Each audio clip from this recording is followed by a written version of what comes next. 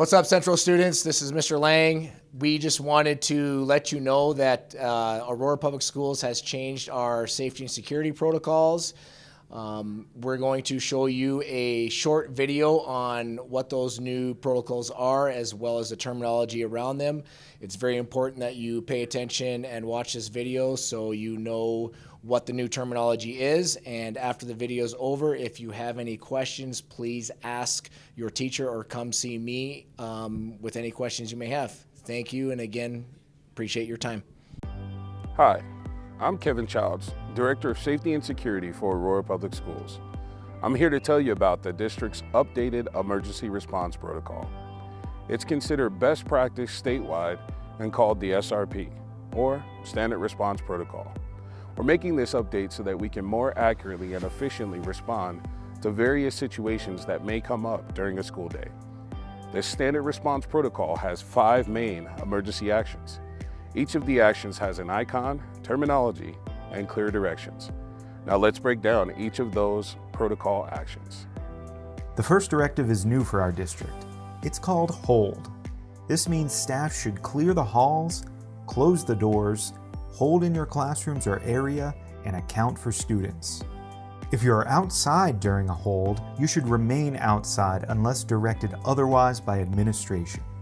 A hold may be called because of a medical situation, a disturbance, a maintenance emergency, basically any non-threatening situation that needs the hallways to remain clear. During a hold, administrators can assess a situation before determining next steps. Holds are usually short in duration and less disruptive to the school environment. If a parent and guardian communication is needed, it's usually made at the end of the school day by school leaders with the help of APS communications. Here's how an announcement will sound on the PA system. Attention, all staff and students, please hold. Hold in your room or area and clear the halls until further notice. The next directive is secure. It's the same as what we did in a secure perimeter. All staff should bring students inside the building, lock all outside doors, and secure the school. Once inside, it's back to business as usual. A secure can be called because of nearby police activity, a dangerous animal in the area. The key here is that the issue is outside the building and not directly affecting the school. Most secure directives are requested by law enforcement and are precautionary. Police officers or district security personnel might even stop by the school to check in.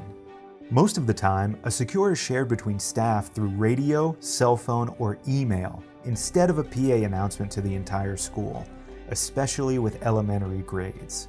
If a PA announcement is made, it'll sound like this. Attention, all staff and students, the building is now on secure. Get inside and lock outside doors until further notice.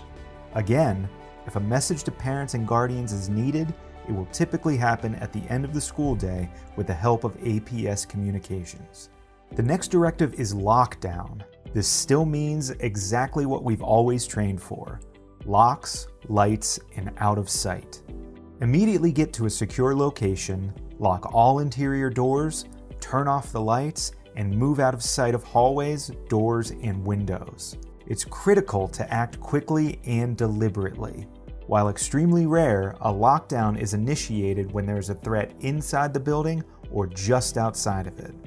These situations include a person displaying a weapon or acting aggressively, an unknown person entering or attempting to enter the building without permission, or other potentially dangerous circumstances. A lockdown will be announced over the intercom, usually by an on-site administrator, school resource officer, or security personnel. Here's how it'll sound. Security alert. Lockdown. Lockdown. Lockdown. Locks. Lights. Out of sight. It's important to remember that any staff member can initiate a lockdown and communicate it to others. Please talk to your building administrators about when you may need to initiate a lockdown in the context of your role and school location. During a lockdown, students and staff must stay quiet in their safe positions until cleared by law enforcement, district security, and/or school leaders. We ask that students not text their parents or guardians or post to social media during this time. Staff will let students know when it's safe to contact their families and friends. Communication to parents, guardians, and the media will be handled by APS Communications. The next directive is evacuate. Just like in a fire drill, all students and staff need to evacuate the building quickly and orderly to gather in a safe location. An evacuate can be called because of an uncontained fire or hazardous gas, any potential danger inside that may have building-wide impact. Most of the time, an evacuate is ordered out of an abundance of caution and is contained quickly. However, it is important to remain out of the building until an all clear is given. Evacuate directives are announced over the intercom, usually by a building administrator, firefighter, law enforcement, or security personnel. Here's how that announcement will sound. Attention all staff and students, please prepare for evacuation. Prepare for evacuation and follow staff instructions. Emergency responders will typically be at the school to help during an evacuation. When communication is needed, it'll be handled by APS Communications. To prepare for an evacuation scenario, administrators and staff should review their evacuation plans and building maps to make sure everyone knows how to get out of the school quickly and safely. The final directive is shelter.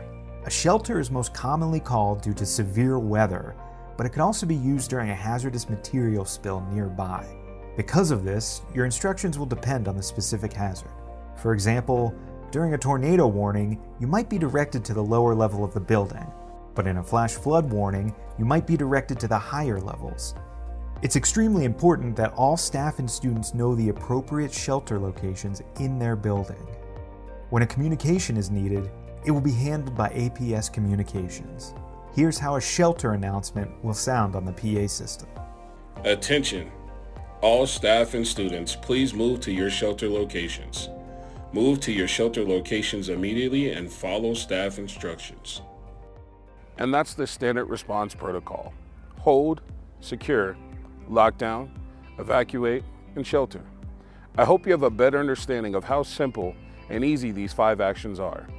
For reference, these posters outlining the protocol will be hanging up around all of your schools. If interested in more information about the standard response protocol, please visit the I Love You Guys Foundation at iloveyoguys.org. It's important that we review these steps on a regular basis and practice our response to build better muscle memory. As always, if you need any assistance from the District Safety and Security team, please contact us at 303-365-7816. Thank you for your diligence in learning this protocol and for your continued support of all of our students, staff, and schools.